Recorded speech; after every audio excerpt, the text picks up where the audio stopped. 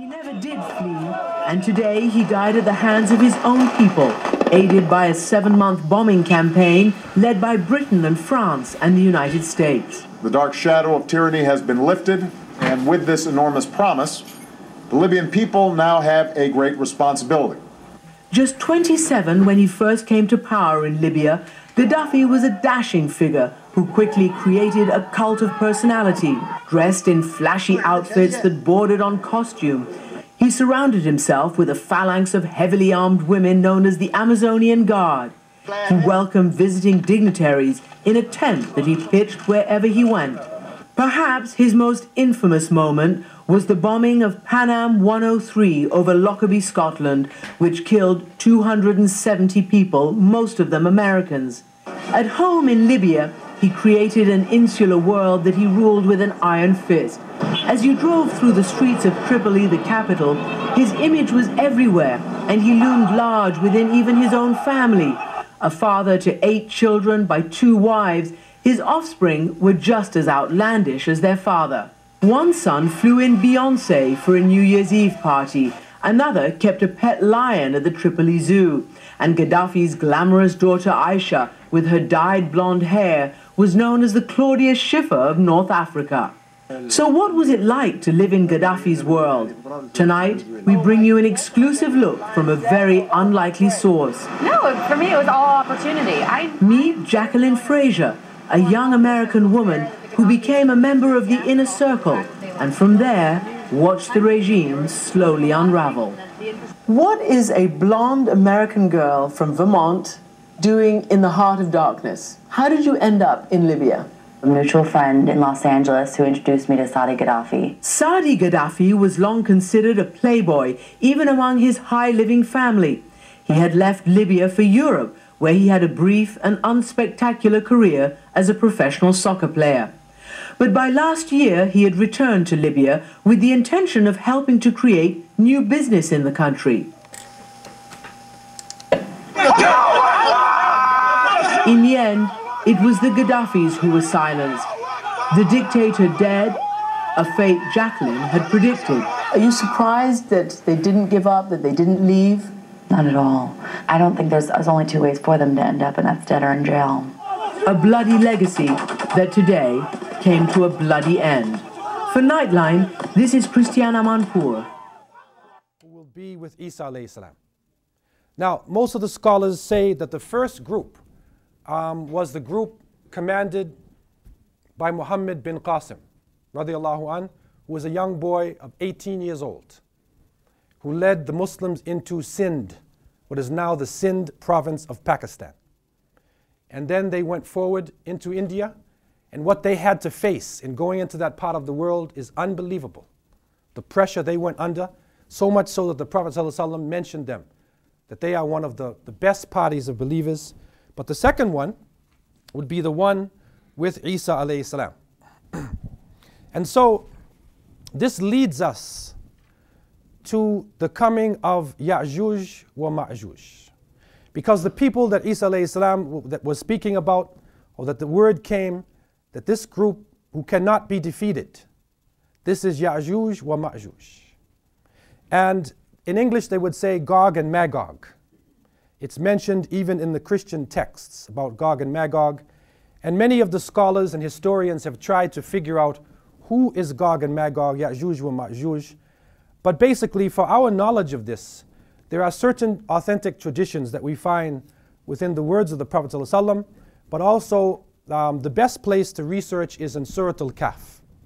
And that is between verse 83 to 101. It is in that section of Surah Al-Kahf that you will find the story of Ya'juj wa Ma'juj.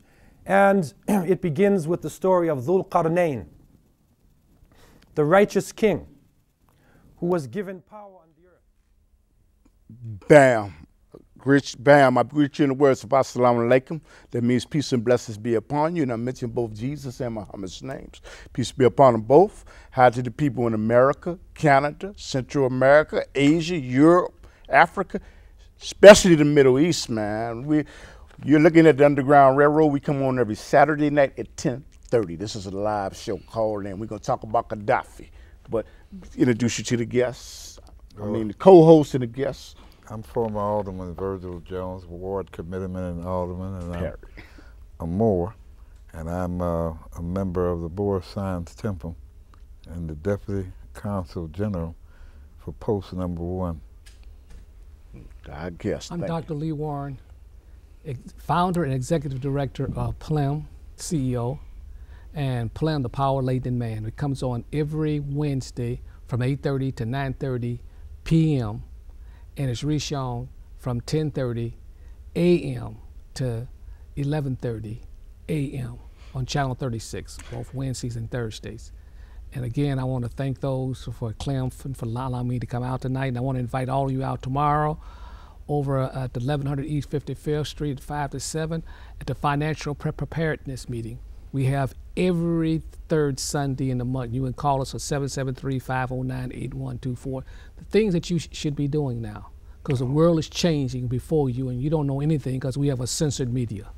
And you know what, I want to thank you, Dr. Lee Warren, for accepting the invitation, but let's talk about Gaddafi, you know, and you know, he was friends with Nelson Mandela. Okay, Minister Farrakhan, they tried to give $1 million to. I think it was $1 million. And he shook hands with old President Obama at the United Nations, but little did people know what might have been going through President Obama's head while he was standing there. But I want to ask you, you know, he's gotten a bad rap for people outside of the people inside the United States as being like a mad dog of the Mideast and him being bad. What was your take on Muammar Gaddafi and what was done to him, man? Well, listen, the media here in the United States is censored. ABC, NBC, Fox, etc., all your papers are censored. It's propaganda. Owned by rich folks. Yeah, owned by the very wealthy. Federal Reserve. Listen, what you heard in this prelim, it didn't tell you anything about what Gaddafi did for his country and exactly what he was set up. It's all personal stuff. So the reason that we have him, he was overthrown. Remember, the president, no matter what president he is, most people, Obama is a puppet, just like most presidents. That, you know, you got the Council of Foreign Relations. And listen, all you black people that think he's going to do something, listen, there's a power behind the throne. Go and read on a Council of Foreign Relations, the Bilderberger. You just go and read. You can find out that he's giving orders, and this order preceded him, is that they had to overthrow Gaddafi for the basic reason. One was two primary reasons. One was that he was setting up a gold dinar. In other words, he was setting up a currency that would undermine the dollar hegemony over the world as a world reserve currency. And he's going to unite Africa. And what specifically he had said to do, in order to trade, you had to have gold. In other words, if you want some oil, if you wanted uranium, if you wanted copper, you had to put some gold and not some paper. They said, wait a minute, this is undermining our paper currency, the dollar. So it had to go. And then on top of that, he had began to do the infrastructure of Libya. He's put in a vast water system that was going to grow food, and just transform that whole desert area there. The same thing that Saddam was going to do. And they both tried to undermine the dollar by having oil being brought into another currency. And that was the primary reason that they had to remove both of those people from power. Yes. Well, one of the things that I think people need to understand is that the president of the United States is the CEO of a corporation. And most people don't know that. They think that the president is like a monarch, that he's in charge of something. No, he's not. In 1871, they formed the United States of America Incorporated, which is a Virginia corporation that came from England. And technically, it's a foreign corporation, all right? And the president has a board of directors. The board of directors would be the vice president and the Senate. Yes. And that's why I want to make it clear that he don't know a lot of things. Kennedy didn't know anything when they killed Lumumba. Okay. All right? He sat there with his hands over his face like that when he heard it, because that was the first time he had heard it. Because there are other people that do those things. You got a question for him? And what do you say about people not knowing about who the president really is? Well, most Americans, first of all, I think are cowards, and they have little knowledge and history of truly who the real powers are behind the scene that really runs the world, literally. And you sit there and you look at the Senate and the Congress and you realize that they have no power. The most powerful person in America right now, most people don't even know, it's the Federal Reserve System. Yes, they sir. create the credit and they create the money. So the president ain't got jack to say about that. And Wall Street runs this thing along with London. So unless you understand the economics, the true economics, the powers to be that control the price of oil, the price of gold, whatever takes place, who creates wars, who appoints leaders, all of this stuff sounds fictitious, but until you read the real history of Mystery Babylon, the powers that be, if you think Democratic and Republicans are doing something, you just better deceived. And Dr. Lee Warren, do you think that the United States and England sent in agents to cause disruption in Libya to start the confusion with these insurgents? Oh yeah, well let me say, the reason you had Osama bin Laden, he was an agent of the CIA. You could just, you just do some reading, see, backed by Pakistan and Saudi Arabia. That, let me say, all these radical Muslim organizations, rebels, whatever you want to call them, they have been backed by the U.S., England, and Saudi Arabia. These people are constantly fomenting terrorists. Listen, for a terrorist to have a terrorist, he got to have some money to buy all those arms and everything. You just can't go out and just get that stuff. Yeah. So you got to have some power behind the scene that is granting you permission to get these weapons and financial support and all of that. So that's all part of an agenda to keep these nations under subjection. Yes. Yes. And one of the things that they do, and I get your opinion on this, they use groups like Al-Qaeda. Right. They finance them. They give them money. And they say they're bad people. But just like you look over there now with Syria, the very people that are fighting them are the same people who we gave arms and equipment to fight. It was just like when in the country of Afghanistan, we gave what? The Taliban, we gave the Al-Qaeda guns, To fight the rockets, to fight the Russians. That's it. And all of a sudden, to keep the whole world destabilized, what did we do? Same thing they did in Libya with Gaddafi. Correct. Right. They turned around and used the same folks that they said were evil folks Right. in order for them to destroy a person who decided he was no longer going to go along with their program. That's exactly right. Let me say this. Before, I want to say something outside of that for a minute. Wish Perry Small of WVON a happy birthday, because she wanted to be here too, but she was unable to. Okay. All right. I call her Perry. the queen of VON because she's outspoken, and I would have loved to have her here to give her opinion. And Maddie. Okay. But my question to you is, you know what, the United States of America, and don't get me wrong, I love this country, okay? Even fought in the military, okay? So don't say I'm anti-American. I'm anti-American about certain people in the government. But they say that it's always wrong to destroy people that are rising up against their governments. Let me ask you a question, Dr. Lee Warren. If there were people that were on the line in the United States of America in Washington, D.C., trying to overtake the government, do you think the United States government would be sympathetic and they would not practice what they preach to try to destroy the people that are trying to uprise against them, like in Syria, like in Libya? Well, let me tell you something. People don't know the history of the country.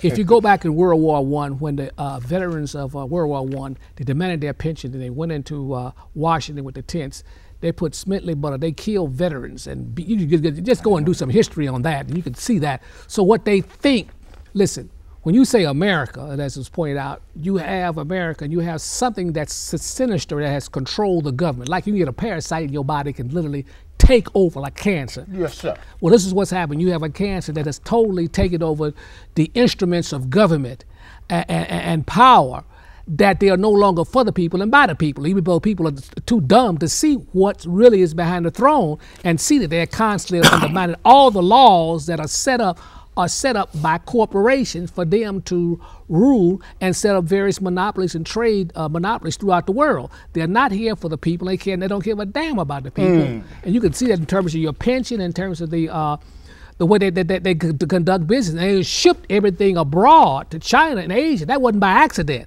That wasn't an edict from the people.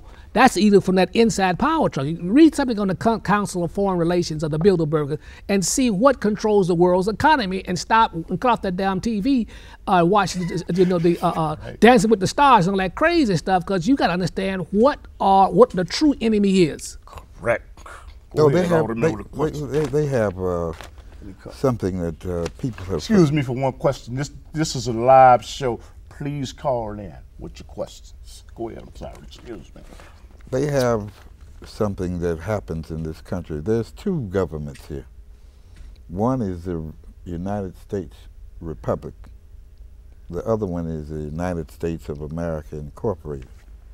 And that's where the corporations come into play and make statutes, not laws.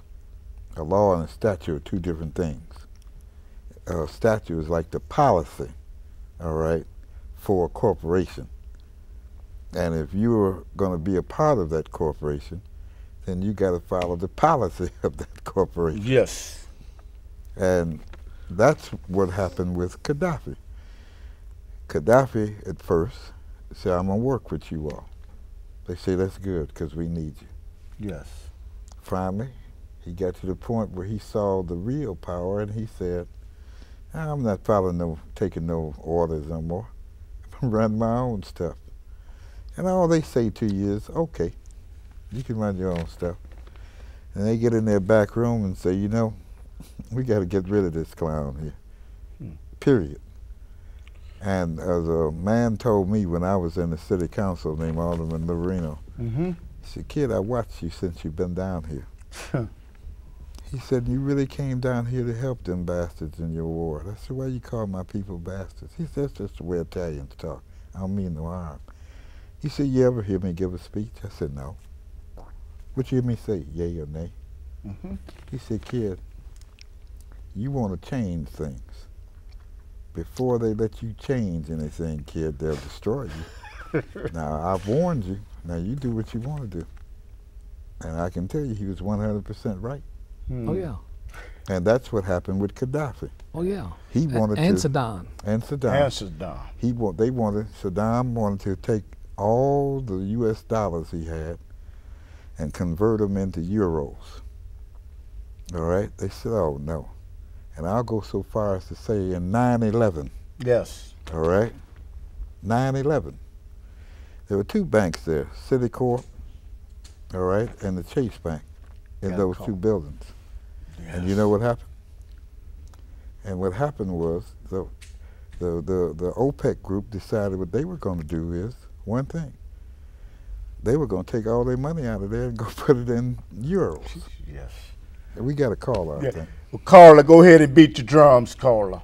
Go ahead. This is a live television show, so please call in with your questions. I want to ask you something about chemical weapons, like what's going on in the South. Oh, go ahead, Carla. Go ahead, Carla. Go ahead. Go ahead, speak. Hello? Yeah, go ahead. We hear you. Go ahead and speak. Hello? Turn your television down. Go ahead.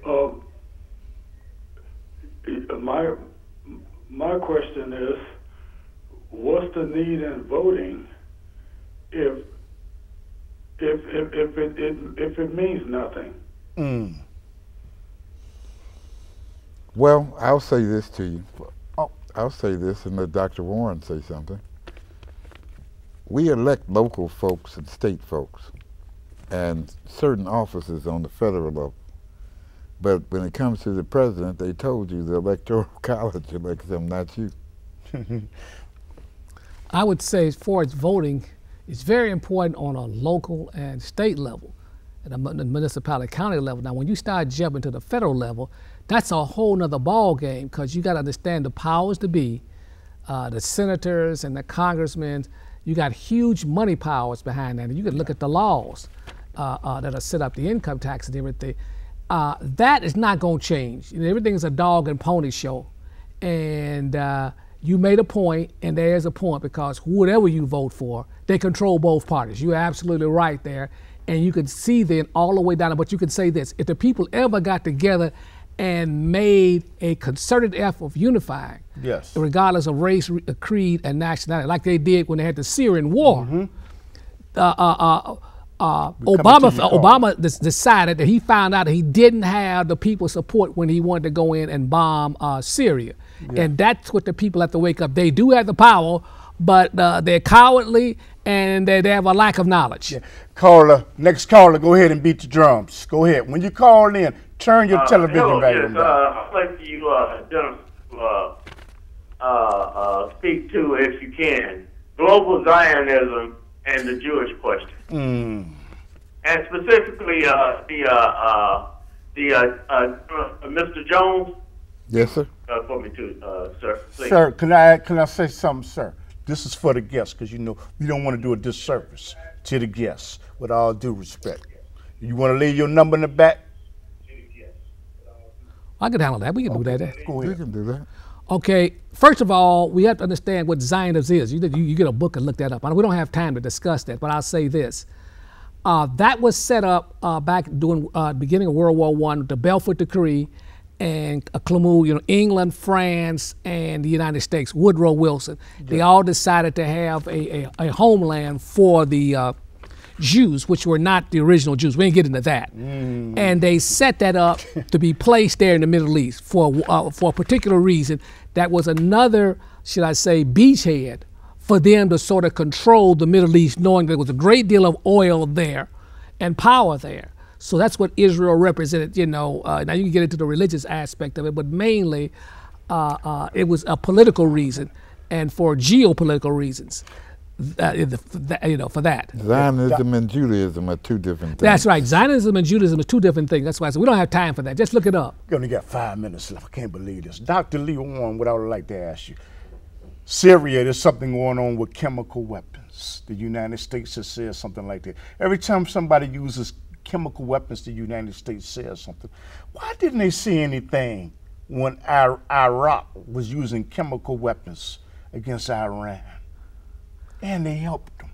Well, so you have to understand that Bush... Is it a contradiction? Yeah, it's a contradiction, because remember, we're there to undermine both powers. I mean, the Illuminati and the Council of Foreign Relations, they knew that Saddam was heavily armed, and they had to weaken both powers, so they pitted one against the other, and they gave Saddam the weapons of warfare. You can look at some, just do your research, and you could find out that most of the weapons, and especially chemical weapons, they came from the United States. They gave it to Saddam for the main reason is to use them against Iran. Now Google that up. This daughter men always. Oh yeah, you can Google that up. That is a fact. Next caller, go ahead and beat the drums. Still in your lives.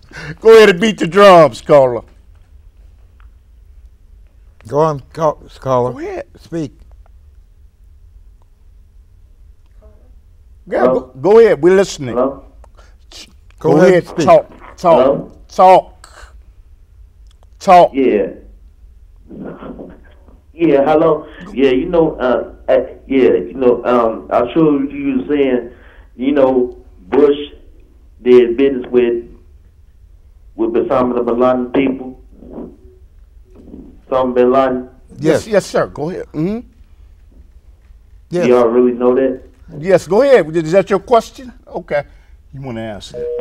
Okay, that's a fact. Now, listen, you can Google that up. You can look at it on New York Times, the London Times. That's a fact. Yeah. Now, listen, you got a whole computer in your room there. 3 minutes. Stop playing games and do some serious research. Do we know it? It's a historical fact that's been a part of recent history. We're not making anything up fictitiously. Do we know it? It's a fact that in most major papers they talk about it. you know, and even what's the man that I can't think of my going blank now, under Carter that gave Brzezinski. Yeah, Brzezinski. I mean Zabinski armed the rebels there. Yes. See what I'm saying? So it's a known fact 2 minutes. that they've done that. We got one more caller. We're going to go ahead and get the caller in. Go ahead and beat the drums. Go ahead, caller. Hey, good afternoon, gentlemen. Real quick, I would like to know from you, Dr. Lee Warren, where is Chicago going with next election, mayorally? Rob Emanuel has done so much wrong here. Okay. Who is next, and will he be next? Okay, we got 2 minutes left. Very recently, listen, I'm going to say this. Rahm's got a whole lot of power. He's got a lot of Hollywood money coming in, and he's got $14 million. So whoever decides to be thrown this race, they're going to have some backing of the people and some hard campaigning to undermine. He probably get $35 or $40 million. You know, that's a huge war purse for that next election. So whoever goes against him, they got a formidable opponent here. Well, you know what? One thing about the mayor of Chicago, he understands that power is not given; it's taken. It's taken. That's it. And he will crush his enemies. That's something that he understands. But you know what? You got any finishing comments, please? Please. My only comment, just briefly, I want to invite everybody out that wants to understand something about financing and what's happening in the world and in the United States in the next, say, 18 months to 36 months. You can come to a free financial preparedness from 5 to 7:30, 1100 East 55th Street. They're in room 208. And if you want more information, call 773-509-8124. That's 773-509-8124. And you listen, you better be prepared for what's coming. Any finishing comments, and then I'm going to take the last. Well, I'll just tell you, we have to know that just like Dr. Warren is having a session tomorrow, everything that had to do with him, with Gaddafi, was about one thing: economics. That's it. And assalamu alaikum to everybody. This will be on YouTube. Watch the Underground Railroad every Saturday night at 10:30. And you can see all of these gentlemen right here on the YouTube website, 7 days a week, 24 hours a day. Thank you. And so he told them, bring me Zubr al-Hadid, bring me iron. And he took the iron and the metals, he melted them together, mixing them with copper, with lead, and then he poured in between the two mountains that separated Ya'juj and Ma'juj and these people. And by the mercy of Allah, along with the power of Allah, it was able to create a barrier. And the people could not cross the barrier. And Dhul Qarnayn said, هَذَا رَحْمَةٌ مِّن رَبِّي. This is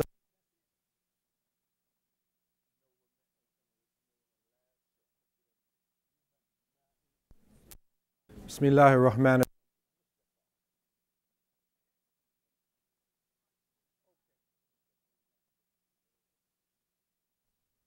The Prophet ﷺ said, لا تقوم الساعة إلا يوم الجمعة. The day of judgment will come about on Jumu'ah. And the trumpet will be blown. And all who are in heavens and all who are on the earth will swoon. وَنُفِخَ فِي الصُّورِ فَصَعِقَ مَنْ فِي السَّمَاوَاتِ وَمَنْ فِي الْأَرْضِ إِلَّا مَنْ شَاءَ اللَّهُ ثُمَّ نُفِخَ فِيهِ أُخْرَى فَإِذَا هُمْ قِيَامٌ